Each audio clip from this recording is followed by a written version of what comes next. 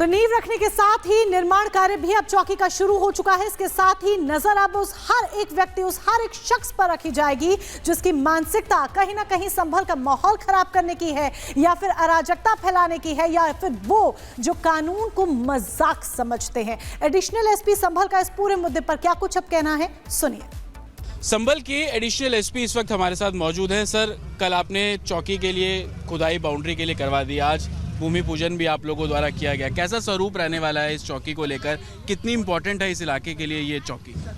संभल नगरीय क्षेत्र के में स्थित जामा मस्जिद एवं आसपास की संवेदनशीलता को देखते हुए यहाँ काफ़ी समय से एक चौकी की मांग थी एवं अपेक्षा थी कि यहाँ चौकी बने जिससे लोग सुरक्षित महसूस कर सकें और फोर्स जो कि यहाँ रहती थी टेंटेज इत्यादि में, वह सुरक्षित रूप से रह सके क्योंकि लगातार कार्य करने की आवश्यकता होती है।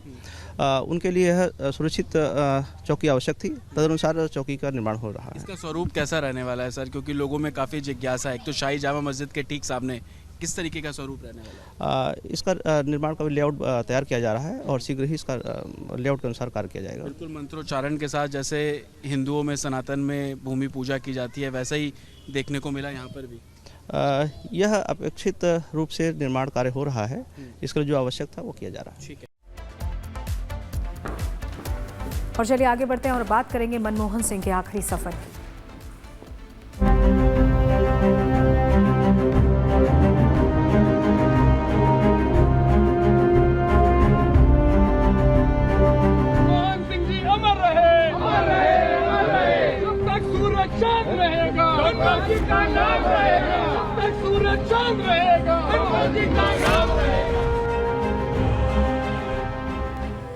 देश के पूर्व प्रधानमंत्री मनमोहन सिंह अपने आखिरी सफर पर हैं। राजकीय सम्मान के साथ उनको अंतिम विदाई दी जा रही है।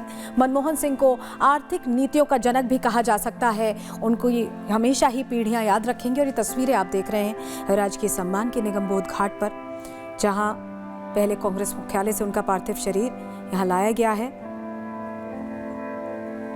अंतिम विदाई देने के लिए तमाम बड़े चेहरे यहां पहुंच रहे हैं। पूरा देश मनमोहन सिंह को हमेशा उन फैसलों के लिए याद रखेगा जिसके तहत उन्होंने भारत की दिशा बदलने की कोशिश की, आर्थिक रूप से सुदृढ़ करने की भारत को कोशिश की, और उनके योगदान पर पूरा देश भावभीनी श्रद्धांजलि उन्हें देते हुए नमन भी कर रहा है।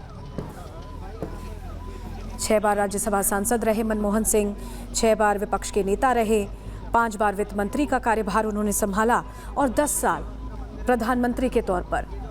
जब पूरी दुनिया रिसेशन के दौर से गुजर रही थी तो भारत सुदृढ़ बना हुआ था, और वो उन नीतियों की वजह से था मोनिका जो प्रधानमंत्री उस वक्त रहे मनमोहन सिंह ने लाइन थी। बिल्कुल, और यही एक बड़ी वजह है सलोनी कि डॉक्टर मनमोहन सिंह ने देश के लिए जो कुछ किया, जिस तरीके से योगदान दिया, जो अहम फैसले लिए, चाहे वो रोटी कपड़ा मकान की बात कर लीजिए, रोज़गार की बात कर लीजिए, सूचना के अधिकार की बात कर लीजिए, अगर इनका नाम कभी भी लिया जाएगा तो इसके लिए जो क्रेडिट, या तो हम ये कहें कि क्रेडिट दिया जाएगा, या इनका नाम लेते ही जो नाम याद आएगा वो डॉक्टर मनमोहन सिंह ही होंगे।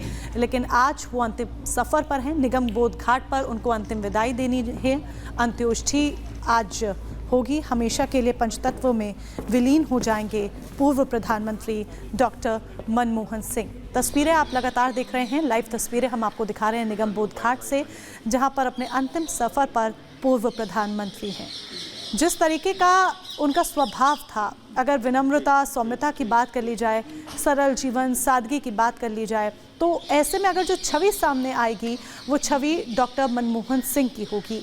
क्योंकि प्रधानमंत्री रहते हुए भी जिस तरह से उनके टीममेट्स थे, उनके कैबिनेट के मंत्री थे, उन्होंने भी अपने जो विचार हैं वो साझा किए, अपने एक्सपीरियंसेस शेयर किए।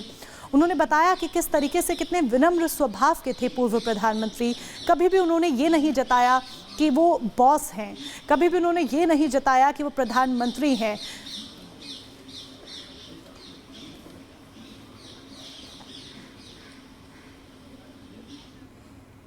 तो पूरा देश नमन कर रहा है, उन्हें याद कर रहा है जिस तरह के फैसले उन्होंने लिए, और ऐसे में उनके स्मारक को लेकर भी घोषणा सरकार की तरफ से कर दी गई है।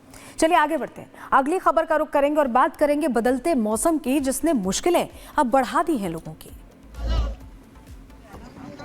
तस्वीरें आपको दिखा रहे हैं, पहाड़ों पर मौसम ने कैसे मुश्किल खड़ी कर दी है। जो लोग पहाड़ों का रुख कर रहे हैं न्यू ईयर्स के लिए, उनके लिए ये समस्या खड़ी हो गई क्योंकि बर्फबारी लगातार हो रही है और ऐसे में गाड़ियां चलना मुश्किल हो गया है। कई किलोमीटर लंबा जाम यहाँ लगा हुआ दिखाई दे रहा है। ये तस्वीरें हम आपको दिखा रहे हैं स्नोफॉल के बाद क्या हालात बने हुए हैं। अलग अलग जगहों की तस्वीरें आपके सामने अब रख रहे हैं।